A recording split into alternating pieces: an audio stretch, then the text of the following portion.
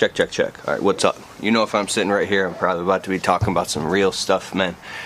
Q&A. Stick with me on this story. If you're maybe stuck in a dead-end job, you want to get your business off the ground, or you're stuck working for someone else, and you're pulling your hair out, and you want a breakthrough, this video is for you. You're in the right place. I got an email, and I'm going to conceal your identity and your age and the details of your email so nobody knows who you are except for you and I. And that's okay. So as I read this, of you out of like 50,000 people, if you see this, it's okay. I would never ever reveal your identity. I really care. Okay, so-and-so, we'll call him John Smith, said, "Hi Keith, my name is John Smith, different name. I'm 27, different age, from Minnesota, different state." So my name is John Smith, I'm 27, from Minnesota. I've been doing landscaping for many years now with the same company. And then he goes on to say he's been working for a friend's company and for many years, and he's pulling his hair out because after all these years his friend hasn't grown the company, hasn't moved up into like leading crews and supervising into a full career with money coming in, and he's kind of stuck in the same stagnant spot. And you're pulling your hair out because now you feel like your friend has been taking advantage of you all these years. All he cares about his own money and his own success, and now you feel like you've been taken advantage of, and to the point where you are feeling angry, like you just want to lash out on him, like, "You bastard, how could you do this to me all these years?" And you're thinking about starting your own company, but he's been 1099ing you, and now it's kind of maybe messed you up with taxes, or you don't have any savings, and you're just going deeper in the hole because you're not making good money, and you're just like a worker bee, and all these years have gone by. So you're ready to leave, you're ready to launch, to start your own company, but you're just pulling your hair out because you don't know what to do. And maybe you don't have any startup money to start your own business. You're just totally trapped. Okay, this is what I want to share. Can I sit up straight? Yeah, you can see me. I want to tell you a story. Back when I was about 25, I worked for this guy, a lawn care company. And I actually had to go back and work for this guy again for like another season when my life fell apart even worse. So I was 25. It was Sunday. I had worked for this guy for about 2 years straight. I was making like $12 an hour on a Laser Z rider all day, weed whipping apartment complexes. I mean, we worked a lot. We worked at least 50 hours a week on Saturdays, pushing the lawn boy up, and it was just so exhausting that you can't even lay in bed to recuperate because you got so much to do on. It was a slave life. It was what Brendan Burchard, High Performance Academy, that I just got back from in Phoenix, Arizona. It was amazing. He talks about living in the caged life, where your life is in a cage. So one day on a Sunday, I woke up and I was so mad at this guy that I worked for because he was always go, go, go, go, go, go, go, go, go, just riding us constantly. I mean, we'd pull up at the gas station in the morning, tired as hell on the Friday. Come on, come on, come on. He was just go, like, we'd have to rip the trailer door down, rip the mowers down, get the gas in the mowers, and like everything had to be 100%. Then we'd have to rush in and get our snacks and treats if we did. And we only went to the gas station maybe twice a week if we got gas, with no special stops. And we're just constantly rushing. And on lunch break, man, if you didn't bring a lunch or we stopped somebody, you better run your ass in there, get that, and you're eating, like Chris Rock's jokes about, we were eating on the way out. I'm getting somewhere. Just hang with me. I'm talking about the caged life. And you're gobbling up your food as you're pulling the trailer door and finishing your lunch on an effing mower. It was so frustrating. I mean, there's no time to make a phone call or do anything. It was a complete slave life. Even as I talk about it, it was just like, and I have a couple friends who worked for him too, and that's pretty standard for a lawn care landscape company. That is pretty standard for success, I guess. And if the owner is stuck in his own fears, or he's tried to expand his company and it's not, unless you or I was really, really willing to go up to that owner and be like, "Listen, dude, I'm 100% committed. I want to run a crew. Let's get into supervision. Let's expand this business. I'll run this part of the operations. You can trust me. I'm not going nowhere, dude." And if you really showed that level of leadership, here's one thing. and help that owner let go of his terrifying grip of or whatever he might be psychologically experiencing. And because I know, just quick loop here, in my own business, I've had probably about 40 different guys work for me, and most of them ended up in just stuff that's make me scared to try to even grow my business. Because I mean, if you just the lack of initiative and the lack of leadership and the lack of giving a shit. I mean, I feel like I'm just hiring people to just take advantage of me and just take my money and screw. Bah. Right? So that's where I fall short. Now, I'm finding this common theme among small business owners. They just own a job, and so if you consider that the guy you're working for all these years, I mean, hey, he might be in his own thing, and it's never going to work here.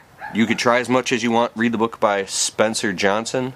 I think it's Spencer, called Who Moved My Cheese, where the mouse just keeps trying. I mean, the mouse eats the cheese, and when it's gone, he goes somewhere else in the maze to find cheese. But human beings are like, we're messed up. We will keep repeatedly trying to find cheese in the same spot until we turn into skin and bones and die. Like, there's no cheese there anymore. It's gone. So what part of our identity or your identity is trapped, even though you're 27 now? You know who you are, but you're not 27. But even though you're 27 now, maybe there's a part of your brain that's still stuck back when you were like 20, and you can't break out of this. It's become enmeshed in your identity, and now you're trapped in the caged life. So you can't break free out of it because you're afraid. It's fear of the unknown. If you don't have any money to start your own business, here's another one. You could be like, oh, I'm going to go work for a big company where there's opportunity. There's really no opportunity in a big company. You will literally become in charge of like 10 guys, and you will work your life away, and you'll make like $1 or $2 more an hour. They pay you just enough so you don't leave, and just enough to keep you there. Just enough so you can just work your 50, 60 hours a week and barely live in a mobile home or a one-bedroom apartment and have no retirement or nothing. Just enough to keep you in that trap. The hell is that? 1 second.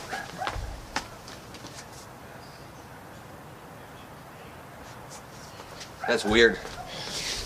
My other phone just turned on. But so here's the breakthrough moment. Same one I had. I didn't have enough money to start my own business. I didn't know how. On that Sunday morning, sorry, my neighbor's dogs. Our dogs bark a lot too. They're barking up a storm right now. I gotta close my door. That's one thing about making videos, man. Constant distractions. Okay, so on a Sunday morning, I woke up. I was blaming my shortcomings on my boss. I grabbed a knife. I would never hurt anybody, but it was just like I was expressing myself. I was like 25. And I go, I want to effing kill him. I started hyperventilating, and I was like, I started walking. I put the knife down. I would never hurt anybody, but it's just like, I was being a total victim bitch. That's what I was, just being a victim, right? I went outside and I was pacing around the shitty little tiny, one-bedroom apartment that I lived in. I could barely make the bills outside on a Sunday on the phone, and I called him up. I'm calling him right now. I call him up. We'll call him Bob. Bob? Hey, what's going on, Keith? I effing hate working for you, and you run me like a dog, and I'm so stressed out, and I just want to punch you in the face. And I just went off on him. You take advantage of me, dude. I've been working for you for 2 years. I kill myself on my time every day. And you know what he said to me after I just let him have it, bro? I'm like, I was at that point where I went insane and I was ready to quit or get fired, or I didn't care anymore. I was done, even though I had no other opportunities because my brain hadn't broken through that I could start my own business with no money. He goes like this. He goes, wow. I go, what? He goes, Keith, it sounds like you're really, really stressed out working for me. I mean, I'm sorry, I didn't know all this. If you were that stressed out working for me, maybe it's just best maybe you go find something else or go. And I was like, what? And then I calmed down real quick, and I was never mind, I'll see you Monday. He's like, okay. He probably just thought I was blowing off steam, and I went Monday, and I worked for him for another, like, year. Or another 6 months or whatever. And because he just, like, I realized that the whole problem was my victimhood. It was my identity issues. It didn't have anything to do with him. He was just a guy trying to hustle and run a business, and he was a good guy. Like, he bought his lunch on Fridays. The checks always cashed. It was totally legit, and he didn't owe me anything. Your boss doesn't owe you anything. Your boss doesn't owe you anything except for hours worked. Did a good job. He genuinely appreciates the work, but he doesn't, I want to cuss so bad right now. He doesn't owe you anything. And for you to think that he owes you something, to me, I think of like father issues and daddy issues and stuff. So there's a psychological weird thing going on in a lot of boys and men and even grown men that didn't have a father or a mother, didn't have a father in your life, a masculine father, like Mustafa and the Lion King type shit, to be there to take you fishing and show you how to be a man, and something like that father image. So we grow up and we can actually become attached to bosses, to this is really messed up, but like there's a part of the subconscious mind that goes, Dad? Oh my God, this is so weird, right? Like, Dad? Like, we're looking for that masculine fatherly role, or some, like, there's these weird boundaries in the brain that are in the emotions, that's these chemicals that are firing. You know, I may be wrong, it might not be your issue, but we're looking for someone to tell us what to do, someone to take the lead, so we don't have to take responsibility for our own life. Because to take responsibility for your own life is like the hardest thing to do sometimes, because of the fear of the unknown. Like, oh my God, I gotta step out into total, like, insecurity, into uncertainty. We're terrified of uncertainty. We will actually suffer. This is Tony Robbins right now. We will suffer with a certainty and security in a situation that we absolutely hate, just because we know that paycheck's coming and it's that for sure money, right? This is what Bren Burchard talks about now. We're going from the cage life to the comfortable life. The comfortable life is like where you're not happy, but at least you know the bills are getting paid and you have a sense of certainty, and you're still kind of behind bars and things are kind of okay, and at least you can sustain it. Like, that's like a really bad place to be. And comfortable life is also like when you're making good money. You could be making good money and have a leadership role, but you're just not happy, you're not fulfilled. And then the next thing is like the charged life, is where you like have this breakthrough, and now you're crushing it and you're getting it, and you're facing your fears, you're facing in upgrading your identity, and no longer filtering your information that's coming into your life and your psychology, filtering it through the old younger you who is suffering. And check this out. There's a thing in psychology called the stable datum. So imagine that your consciousness, the billions of neural networks in your brain are going like this, and they're gripping onto things and creating pathologies, and they're stable datum, so you can actually function in life and have senses of certainty. So imagine if 10 years ago there was a hurricane, and those dogs will not stop barking. This is my practice. Okay, 10 years ago there was a hurricane, and you had nothing, like your life was falling apart, right? It was tearing apart the city. A palm tree, you grab onto a palm tree, and it saves you, and the palm tree is bending over, but it saves you. So the neural network in your brain wires that's safe, it's stable. Then the hurricane clears, and now all of a sudden everything's fine, and the sun's out shining, and it's beautiful, but you're still gripped to this thing, like, oh my God. And 5 years goes by and you're still stuck on that thing. No, I can't. But it's not practical anymore. The thing that used to save you, it saved you then, is now the thing that's holding you back and hurting you, right? The thing that used to protect you is now the thing that is causing everything else in your life. It's like a big rock in a river, and everything's trying to move around it. It's like, it's a sticking point. You're stuck. So imagine if you're stuck in this whole job and you're like, I can't get out. Well, if you get in, you kind of send energy into that thing and then massage that pathology and work that out and break up that neural network and get the energy flowing back into awareness. there's all these stable datums all over the place. We're gripping to all these things to realize, oh, that's an old identity. What if I upgrade my identity into a new courageous me, a new bold me, a new me who is willing to step into the unknown, take responsibility for my shit that I'm pointing and blaming somebody else? Because when you get to the point where you feel like nobody understands you, like nobody understands what me or what I'm going through, I'm suffering, I'm going through this thing, and it's, that's when you're just going to keep going downhill really fast, and it'll get worse and worse and worse. So you know what? I no longer blame that person. Ho'oponopono prayer. I love you, forgive me, thank you, I'm sorry. I love you, forgive me for being a dick. Thank you so much for everything you've taught me in my life, and I'm sorry if I've ever done you wrong in any way.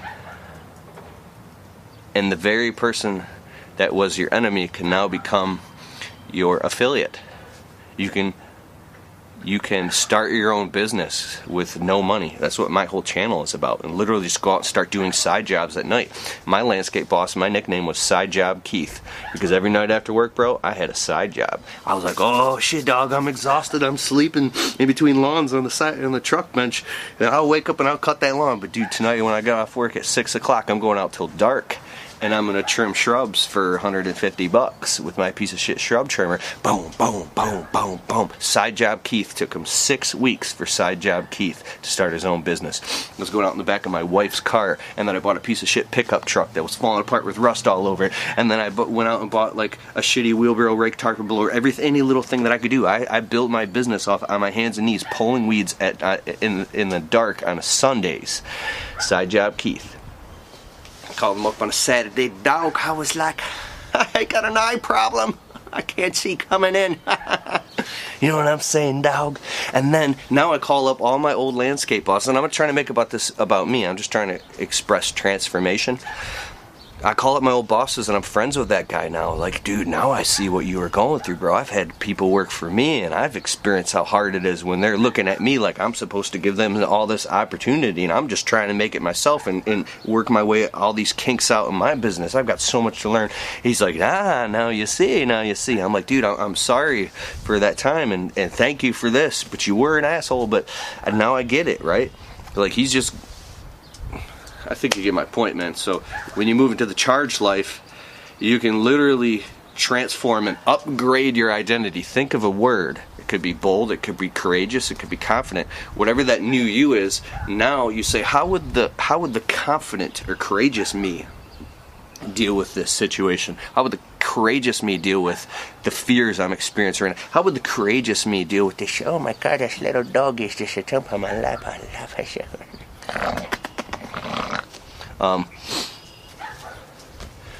So how would the courageous you deal with that? Even though your stomach's turning, you're like, whew, okay, this is the brutal reality of my situation. It's not going to get any worse. And now if you're living your life on the edge all the time, at some point, you've got nothing more to lose. Sure, you might fall behind even more things. You could literally end up homeless on the street. And I think by facing that brutal reality and getting scared out of your wits, that compels you. For me, it was fear into pure action. To now, like, you'll do whatever you have to do every second of every moment of every day. I worked 7 days a week for like 3.5 years straight. 80 to 100 hours a week, on an average of 90 hours a week for 3 to 4 years straight. And then I backed down to 70 hours a week, and then 60. And then I started a media business. I have a landscaping business, a window cleaning business. They're the same entity, and then a whole new entity. It's my digital media business. And I'm still working like 80 hours a week now, because I know that emergency savings, like, you get these resolutions in your life. I don't ever want to go back to that. And I think that once you fight your way out of this like situation, and you look back in like 3-4 years, you'll want to go back and hug that guy. You'll want to hug yourself and say, you know what, dude? I'm not mad at you I don't blame you for how you felt. You were just stuck for all these reasons why. And you courageously made it out. And you're still young. You've got your whole life ahead of you. And if you could see yourself in 5 to 15 years and see, oh my God, I really am going to become a successful dude. I really am going to like have a nice place and drive a new car and have money in the bank and be able to go on vacations or whatever it is to you, right? It's going to be okay. It's going to be okay. Everything's going to be okay. Like, I think when you come from that place, you can let the victim story go and start boldly, confidently crushing it and moving into your dreams and move from the cage life out of the comfortable life and then get into the charged life where you're charged and you're fired up now. You're facing your fears and you're chasing your dreams. So that's it right there, man. I need a drink of this water. Mickey, I love my doggy. Come here. He was diagnosed with megaesophagus. He cost me $1,000 at the vet 2 weeks ago. At any moment, this dog could go into pneumonia and die. His esophagus is paralyzed. The peristalsis effect in his esophagus, it will not push food down. So we have to put him in an upright chair and feed him and clock him and time him on special medicines. It's expensive. It's time consuming. My wife has been bawling her eyes out. I cried too. He's an 11-year-old Lhasa Apso. My wife loves this dog more than she loves me. So we're upset. We had a hard last couple of weeks because the dog has good days and bad. He's having a good day right now, but when he has a bad day, he's puking all over the floor. His food could regurgitate and go into his lungs and literally give him pneumonia and kill him. He could be dead within 72 hours if things don't. So it's a very sensitive. He's a special needs dog now. So, all right, I'm gonna run errands. I gotta do stuff. Yeah, she's a good boy. He's a good boy. Alright, take care. Peace be with you, my friend.